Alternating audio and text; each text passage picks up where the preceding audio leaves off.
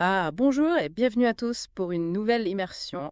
On se plonge aujourd'hui dans un texte assez stimulant, je trouve, Ose négocier. Oui, Notre mission, si on l'accepte, bien sûr, c'est de décantiquer ce texte ensemble et d'en extraire pour vous l'astuce scientifique Moël. exactement. Et vous savez, pour bien comprendre le message principal de ce texte, je pense qu'il faut s'attarder sur une citation de Sénèque qu'il met en avant. Oui, absolument. Ce n'est pas parce que les choses sont difficiles que nous n'osons pas.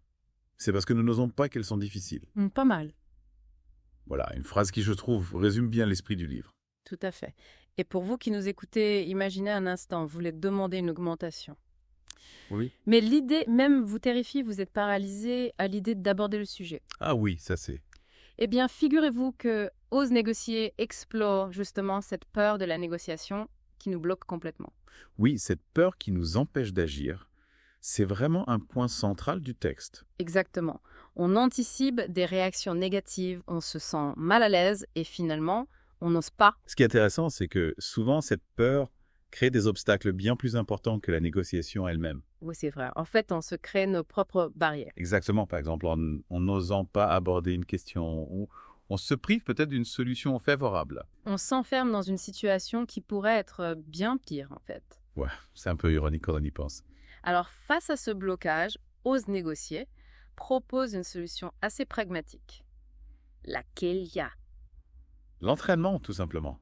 Ah oui, l'entraînement. L'idée, c'est de ne pas attendre le moment fatidique, mais de s'entraîner régulièrement. D'accord. Saisir toutes les occasions, même les plus petites, pour négocier au quotidien. Un peu comme un sportif qui s'entraîne tous les jours pour une compétition. Exactement. Commencer par des petits enjeux. Oui. Obtenir un meilleur prix au marché, par exemple, ou un petit avantage dans une boutique. Ça permet de se familiariser avec le processus sans pression. Voilà, petit à petit, la peur diminue et la négociation devient un réflexe. C'est l'idée de la répétition qui rend les choses plus faciles. Exactement. Et vous avez-vous déjà remarqué cela dans votre vie? Oui, tout à fait. Et le texte fait bien la distinction entre le courage et l'absence de peur. C'est important ça. Le courage, ce n'est pas de ne pas avoir peur, mais c'est d'agir malgré la peur. Mhm. Chaque fois qu'on ose négocier, même avec un peu de préhension, c'est un acte de courage en soi. Intéressant. Vers la fin du texte, l'auteur partage une opinion personnelle, Oui, j'ai vu ça. une invitation à voir la négociation sous un angle particulier. Tout en restant ouvert à d'autres points de vue. Exactement, c'est une invitation à la réflexion personnelle. Mais le message principal pour nos auditeurs, c'est clair. Oui, c'est de surmonter cette peur initiale et d'oser se lancer. Oser poser des questions. Oser défendre ses intérêts. Absolument. Souvent, ce qui nous paraît insurmontable ne l'est que parce qu'on n'ose pas essayer. On en revient à la citation de Sénèque. Exactement. Et pour terminer cette immersion, je vous pose une question.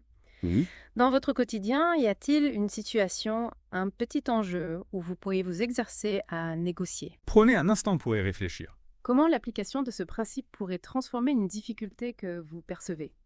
Une belle réflexion pour conclure. Merci de nous avoir suivis dans cette exploration et à bientôt pour une nouvelle immersion. Au revoir, King.